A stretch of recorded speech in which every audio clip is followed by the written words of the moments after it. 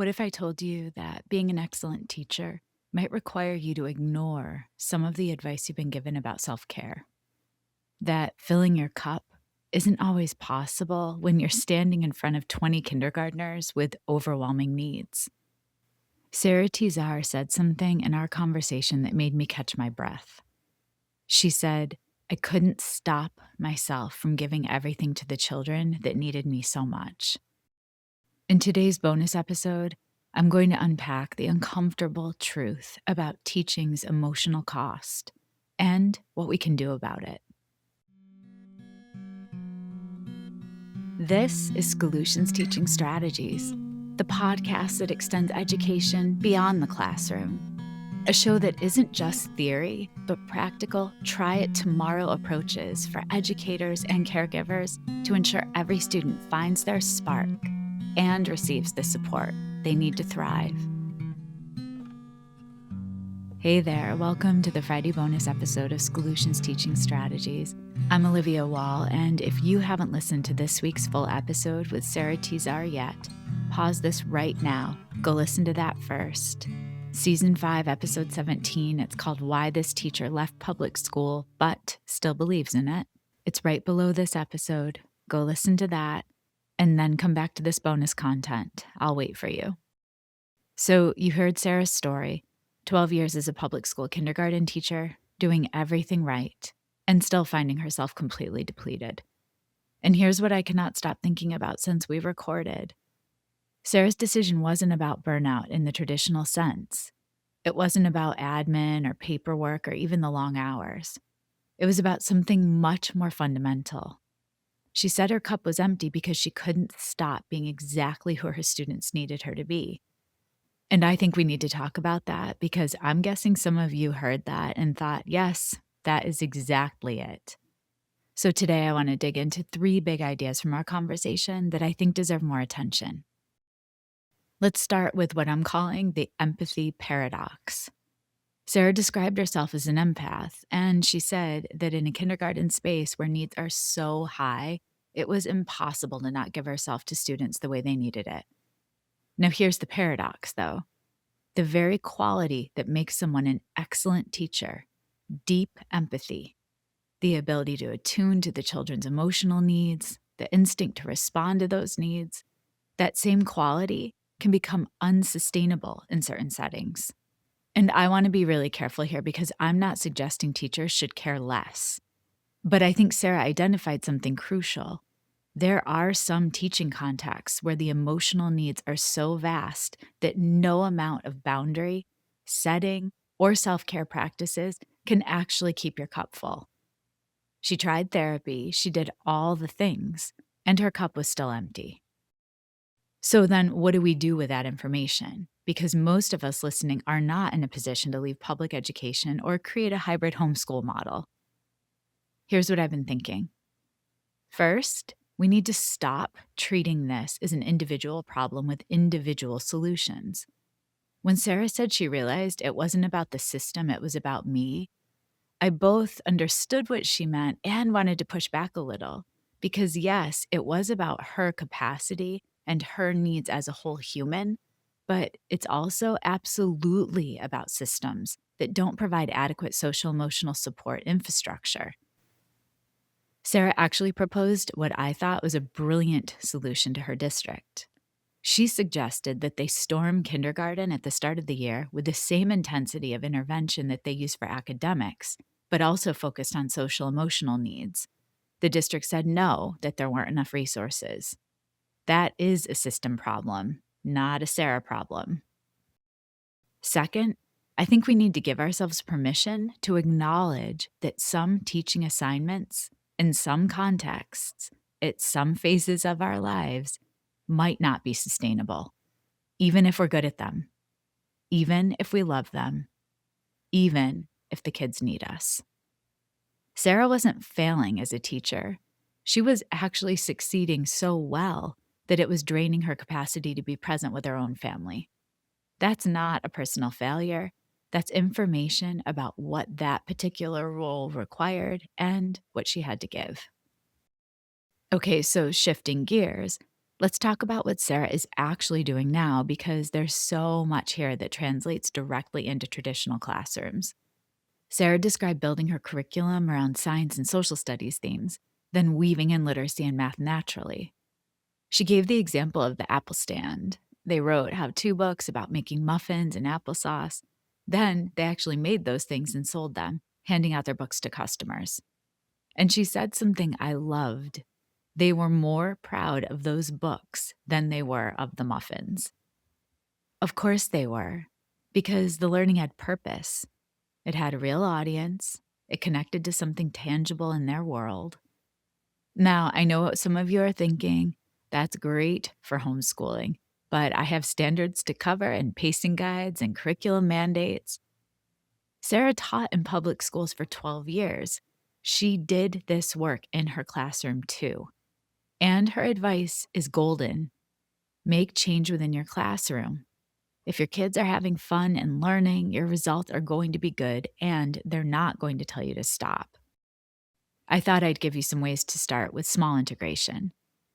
First, you could pick one topic from your science or social studies standards for the month. Let's say it's life cycles in science.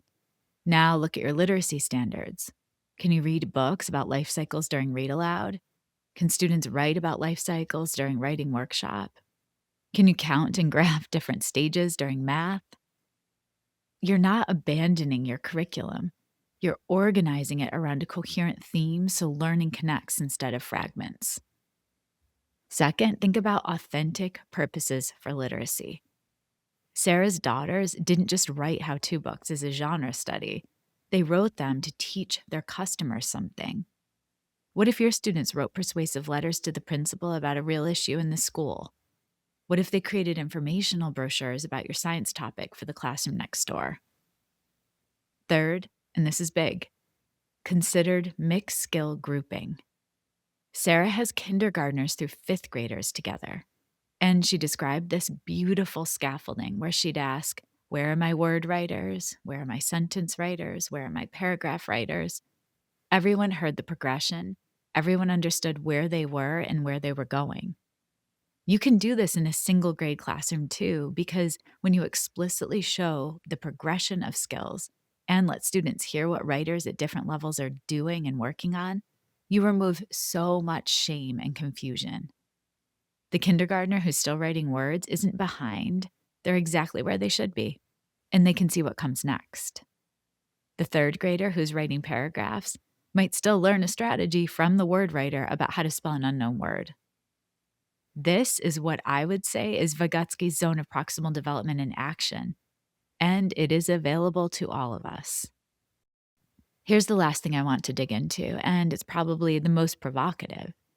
Sarah mentioned that when her daughter was in a preschool program that only lasted 3 hours, she was blown away that her daughter was getting everything she needed in that compressed time. And Sarah asked herself, why can't kids learn in a shorter day? Then she answered her own question, that we all know why, because we live in a working society. Let's sit with that for a second. Our school days aren't 6 or 7 hours long because that's the optimal learning time for children. They're that long because families need childcare while they work. Now, I'm not suggesting we can change this reality.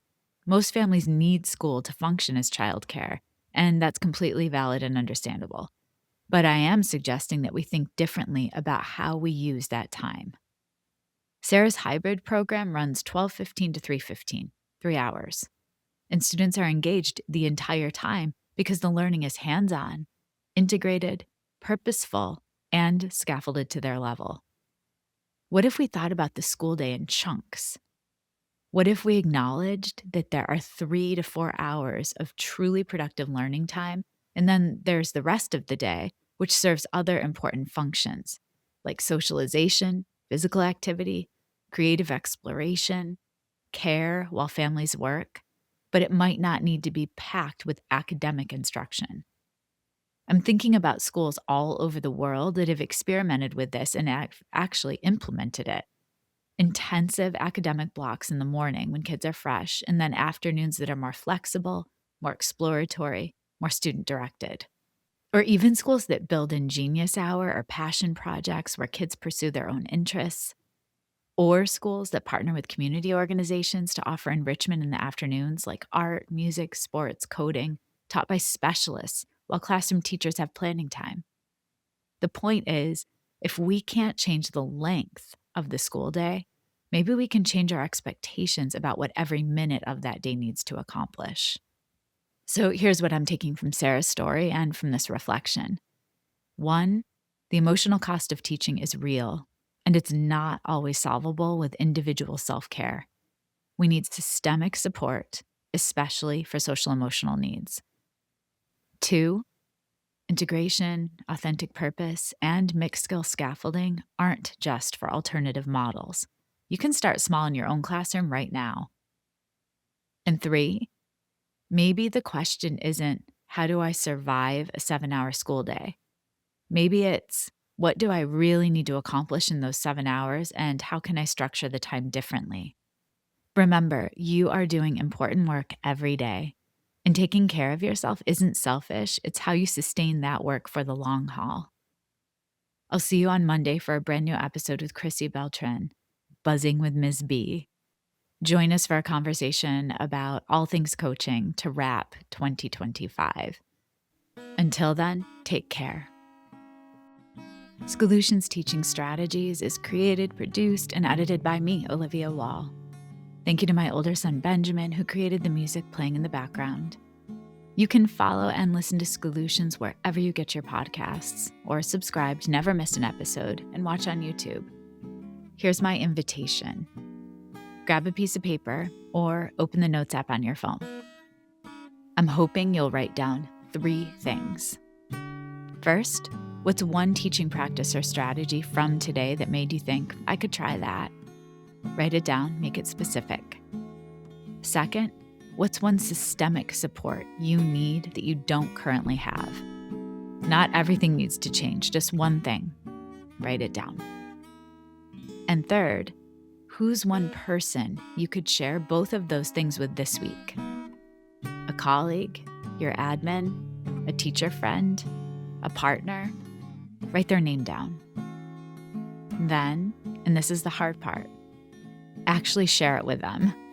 Because sustainable teaching isn't built in isolation. It's built in community with people who see you and support you and remind you that you're not in this alone. I would love if you share with me too. Email me at solutionspodcast@gmail.com and tell me what you wrote down. Tell me who you're going to talk to. Tell me what you need. I can't fix the system, but I can listen. I can affirm that what you're feeling is real, and I can keep creating content that hopefully makes you feel a little less alone and a little more equipped. You matter, your well-being matters, and the work you're doing, even on the hard days, especially on the hard days, it matters so much.